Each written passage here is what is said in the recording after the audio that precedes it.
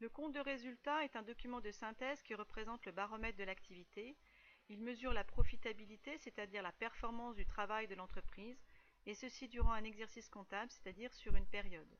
Une entreprise peut avoir une activité commerciale en achetant des marchandises pour les revendre en marchandises telles quelles sans transformation.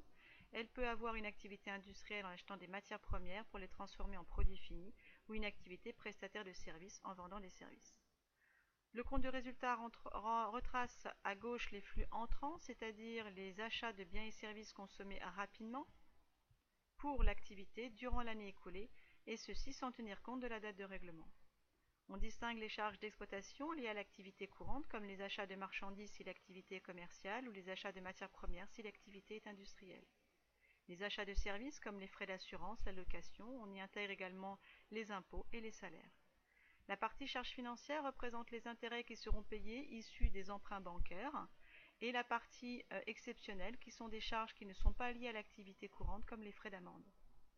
La partie droite représente les flux sortants des produits, c'est-à-dire les ventes de l'année écoulée, et ceci sans tenir compte de la date de règlement. Les produits d'exploitation sont issus des ventes liées à son activité commerciale, industrielle ou prestataire de services et représentent essentiellement le chiffre d'affaires de l'entreprise.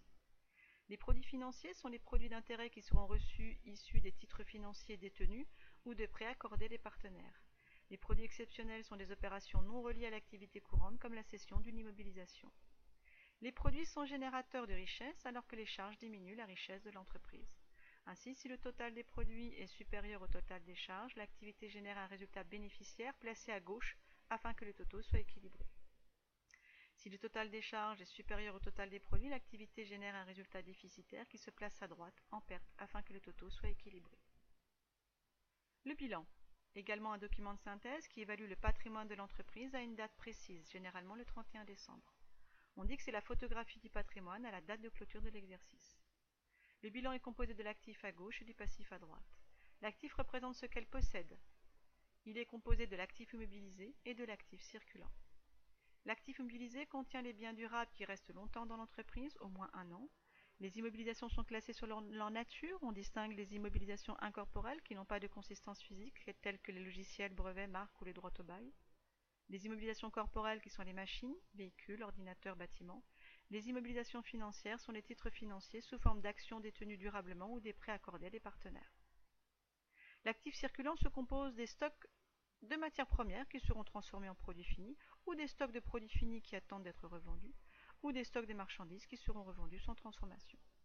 L'actif circulant intègre également les créances que possède l'entreprise sur ses clients lors de ventes non réglées. Les disponibilités représentent l'argent détenu en banque ou en caisse que l'on appelle trésorerie, disponibilité, liquidité.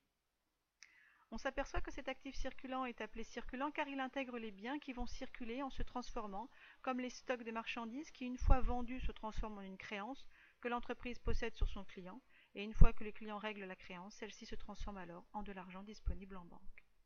Le passif représente les flux sortants qui sont les ressources de l'entreprise. Ces ressources sont décomposées en ressources propres qui appartiennent à l'entreprise et les ressources qu'elle devra restituer à plus ou moins long terme, qui sont les dettes. Les ressources propres qui appartiennent à l'entreprise, il y a le capital, qui est la somme apportée par les associés, appelés actionnaires ou propriétaires. Il y a également les bénéfices non distribués, des résultats d'activités antérieures mis en réserve et qui sont à la disposition de l'entreprise. Et il y a également le bénéfice du résultat de l'activité de l'année en cours, qui peut être un enrichissement, c'est-à-dire un bénéfice si les produits ont été supérieurs aux charges, ou un appauvrissement si c'est une perte, c'est-à-dire si les charges ont été supérieures aux produits. Les dettes sont aussi des ressources qui devront être restituées à long terme sur plusieurs années comme les emprunts auprès des banques, ou à court terme sur plusieurs semaines comme les dettes envers les fournisseurs suite à des achats non réglés. Attention, le total de l'actif doit être égal au total du passif. Le bilan doit être équilibré, cela découle du principe de la partie double. Le bilan évalue également donc la valeur du patrimoine représenté par le total des capitaux propres. La valeur de ce patrimoine peut aussi être évaluée en faisant total de l'actif moins total des dettes.